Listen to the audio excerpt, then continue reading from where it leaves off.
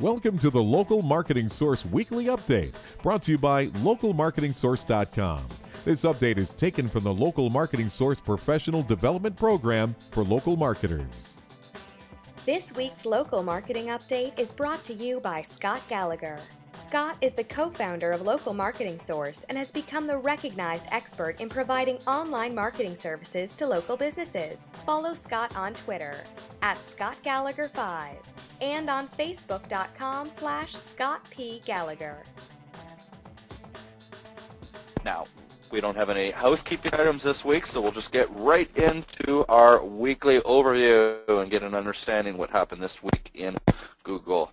Well, one thing I'm definitely going to be talking about is this new update that has transpired, Penguin, as well as some further updates to the Panda update.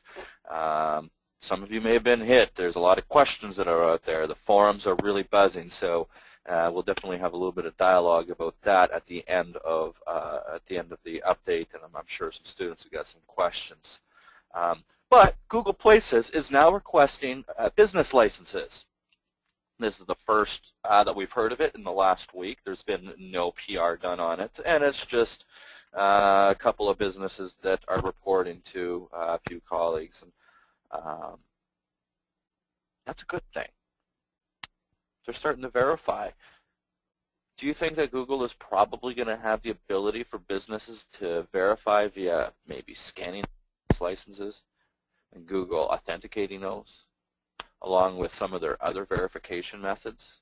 I think that's a good thing. If we're working with clients, we're trying to get their information, but nonetheless, we're talking about citations here.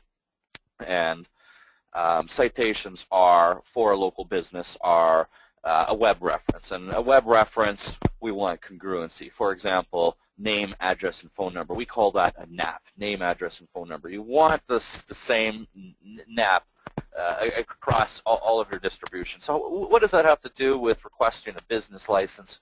Well, far too often are small businesses registered at one address and they change address over time, or the local clerk's office has got a different formatting of a NAP than is being used by, say, the postal service or the business in question, or even the building that they may be involved in. And so updating your state and county information or province information, or however the business is registered, is definitely a viable source to seek out when acquiring citations. And at the same time that you're communicating with the client to or your own business to get that, it makes feasible sense that Google's going to have a solution where we may be able to upload business licenses. So this is a good thing that this is being reported just in the last couple of days, and we'll probably have a lot more to say about that over the next few months. Google has yet failed at another initiative with small businesses, and they're trying new strategies, but they've removed AdWords Express from Places. Essentially, Google Places was free, then they incorporated AdWords Express into it. AdWords Express is just a watered-down version of AdWords. AdWords Express went through different names for a period of time, was placed in different areas, and Google just seems that they don't have it right. They're doing a lot of different testing, and as we know, Google, they do a lot of small sample size testing before they roll stuff out. So when we see changes after they've been rolled out over the years, those are some significant. And the implications may be that Places is a free environment, and crossing that line between free and paid is a very tough line to cross. We look at that, and as a matter of fact, there's a good story. I get my colleagues and friends and people I work with that I'm encountering an opportunity right now with a local chiropractor that's got multiple offices throughout the Chicagoland area, and also looking for some paid channels. And I've got some very good colleagues friends that are in the paid channel, published authors, top of their game, and they've actually got a business located right in Chicago. And I have no interest in learning that, even for my own businesses. We don't have any of those resources at all in-house. Now, granted, Can I provide a one-stop solution for my clients? Yes, I could. Is it going to offer them some value? Quite possibly. But it's also like raises the question of the new CEO of Apple that's talking about Microsoft's initiative just so bogus that they're trying to integrate a tablet with a PC. Some things don't mix, and his reference was, well, you could take a refrigerator and you can put a toaster oven in it, but it doesn't mean that convergence is always a good thing. Ironically, Microsoft fought back and said, oh, that must have been a typo. It's not a refrigerator oven combo, it's a toaster oven combo, and they seem to be very popular. So in some cases, convergence does have its merits, but in the case of Google and crossing that line of free portal versus paid, that's my interpretation of their move.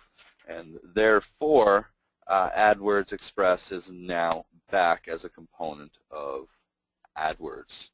It would not surprise me if AdWords Express as a brand was diminished down to just AdWords and having a component of AdWords Express within the AdWords interface as opposed to having its own component. That seems to be a confusion as to businesses, where do they go and what do they choose. But if they choose just AdWords and then identify, oh, there's an Express lane for small and medium-sized local businesses, let me go down that lane. In addition to that, AdWords is also available on mobile devices, primarily phones. Those accounts can be managed, and that tool has now been released by Google. I don't know, about a year and a half now, we've been talking about, longer than that, gosh, we're 2012 now, almost 3 years now, 2.5 years. Photos and video for small and medium businesses on their profiles. And it wasn't that long ago that Google begun, it's about a year ago. Yeah, a little bit less than a year ago, sometime late last, maybe, yeah, but almost bang on 12 months ago. Google allowed the ability for small businesses to get photo shoots. So you can arrange for Google to come into your business and do a photo shoot of a walkthrough. We highly encourage that, and we deciphered all the different reasons why Google may be putting the revenue to make it free. It didn't cost you any money. Why would they want that? Why would Google want to come and take pictures of your clients or take pictures of your business? Well, they want that. Those images. Those images have value to it. So if they're going to spend $150 to go and video and take stills of your business, what value do they have? Well, it's pretty simple. There's a variety of different components and factors, ranking factors, that rank profiles, that rank businesses within Google Places. And we know that multimedia and customer interaction and engagement is extremely important. And having the ability for a prospective client to see your business before they go to it is going to vastly improve the user experience. If Google has their hands on better images than any of the other sites that are out there of the insides of all of these businesses, it's going to vastly improve the user experience. When they vastly improve the user experience, these businesses that they're improving the experience with for their clients are going to get more business. When they get more business, they're going to be more educated and opt to consider internet marketing. There's a small number of businesses that have money being spent on internet marketing. The number's less than 20%. Apologize for that. Now we've got a wired headset. Sometimes these wireless ones just don't work, and you know, the old expression, spend money where it's necessary, but frustratingly, $100 wireless Logitech headset has just seen its last legs. Okay. update. Learn with some Google webinars. Every so often, Google's got some webinars that come out. I highly recommend that you view the recorded webinars that are there. You could just go to Google and do a search for Power and Control of Search. They've got a webinar. It's on Tuesday, January 19th. This is going to be on Google's biggest update to what's called contextual targeting. Essentially, it is a paid channel, and if you're involved in any paid channels, this is something you will want to watch. It's fantastic. It allows you to highly target the content display network of Google AdWords. It's fantastic. For one of the first times, or gosh, to this depth, for the first time, Matt Cutts has published a video publicly talking about Google quality raters. Essentially, he talks about a sophisticated process of how Google engineers develop their algorithm internally. Now, inevitably, this is not letting any secret sauce information out, but it's interesting because I learned something. I learned something of the fact that these engineers are constantly building upon an existing theory and improving upon that theory. There's a tremendous amount of trial and error in the development of their algorithm. So what Google does is quality raters, they rate URLs, and they rate them based on different classifications like good and bad or spammy. And then when the Google engineers want to go ahead and change and make updates to the algorithm, they'll make tweaks in different areas of the algorithm, and then they'll run a set of queries, searches, to see what changes in their particular algorithm changed. Now, based off of all of these different quality raters that are input into the algorithm, and an engineer is going to go and look at these two different sets of results side by side and manually, through a human process, determine which of the two sets of results are better. They look at a variety of these searches that go through a whole variety of different manual human interaction, and then, based off of a mathematical calculation, or ultimately which side gets more votes, they choose, we're going to stick with this change or not stick with this change.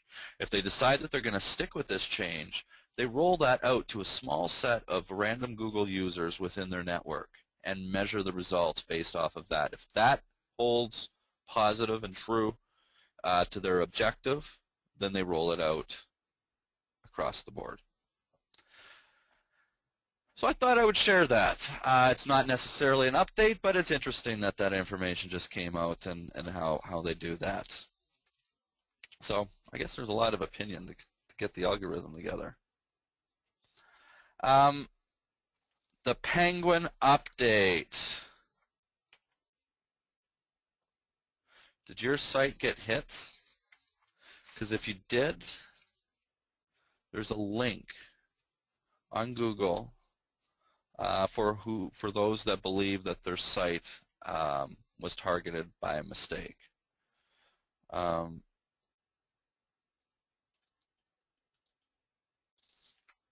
We're going to go ahead and post that form into the local marketing source forum. Sorry, the link to that forum. It's going to be specifically on the May 2nd faculty call thread. It is also going to be available on the resources tab, and then local marketing sources local page. That's a free page. Go to localmarketingsource.com and click on the resources tab, and there will be a link there to report your page. This form is different than Google's standard spam reporting page. An interesting, not necessarily necessarily a statistic. Well, I guess there's some stats in here. Interesting fact. More local searches per user come from iOS than Android. From an iPhone over Android. Significantly more.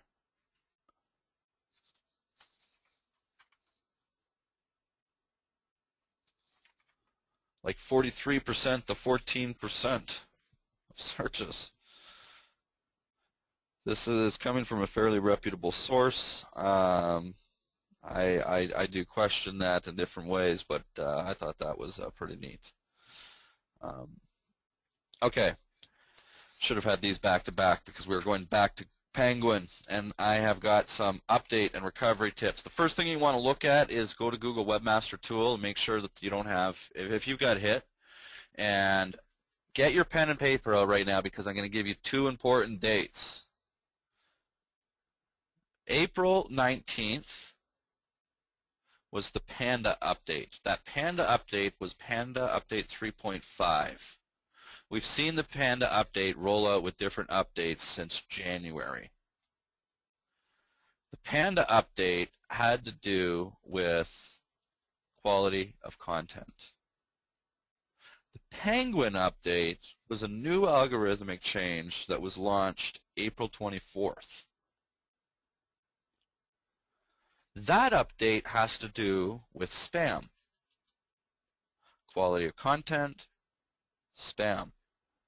Depending on when rankings were affected, if it was a day or two after April 19th or a day or two after April 24th, is where you're going to want to look at your site in terms of what were some of the challenges. Quality of content or spam content. Now, for the Penguin update after the 24th, if you've got hit, you want to check your Webmaster tools. Check to see what types of errors are coming up. Google may have also sent different messages to you through your Webmaster account for verified accounts.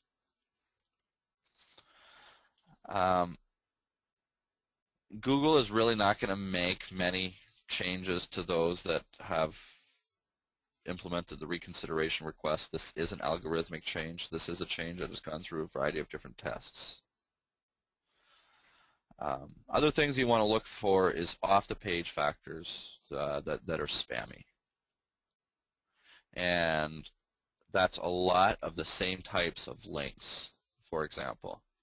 If you're only deploying one strategy or a footprint that has been created, or you've gone ahead and created a bunch of reviews from the same IP address or a bunch of accounts, you've gotten a bunch of views on YouTube. I mean, these are all things that are being played into spam. Yeah, there's a lot of people shitting their pants right now. There's a lot of sites that have been affected. If you're only deploying article marketing, you're likely to be been affected. I've got some results that we were working on from 3 years ago with a strategy that's never changed in 3 years, and it's dropped completely off the first 3 pages of the SERPs. We were number 2 and 3. All the strategies that have been deployed and moving forward in the last 3 years of local SEO have not been affected. Not to my knowledge. Nothing that we've seen. Folks, internet marketing is about creating content. It's creating content that's relevant for the user. It's creating content that's relevant for the user and distributing it to areas that the users reside and consume. In other words, a local business. Article marketing is not going to work on eZine.com very well because there's not a lot of prospective buyers on eZine, but there's a lot of prospective buyers on the NorthwestHerald.com, if that's the name of your local newspaper. There's a lot of prospective buyers on the public areas of Chambers. A lot of your first steps, and you can get a lot of results just by citation acquisition. Forget about creating all the content. Not all that's necessary today.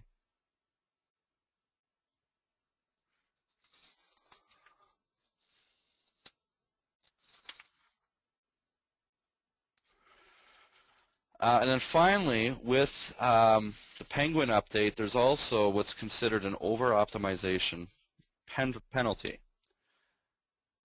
Google was warning about this quote-unquote over-optimization penalty.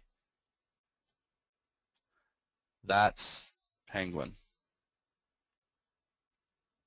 The entire algorithmic update is an over-optimization, spammy update. It's against and it's targeting SEO people.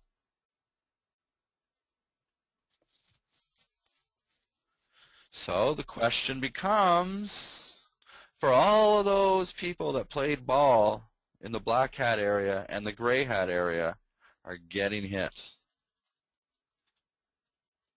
And if you've lost rankings in certain areas, you know that you've most likely deployed strategies that are at least in the gray hat area. I definitely don't deny it. Fortunately, they're on my site. Well, that happens to be it for the update this week, folks. We're going to go ahead and end this weekly live update brought to you by Local Marketing Source, and we'll open the floor to live Q&A. That concludes this Local Marketing Weekly Update, brought to you by localmarketingsource.com. This update is provided from the Local Marketing Source Professional Development Program for local marketers. Visit localmarketingsource.com for additional resources focused on online marketing for local businesses.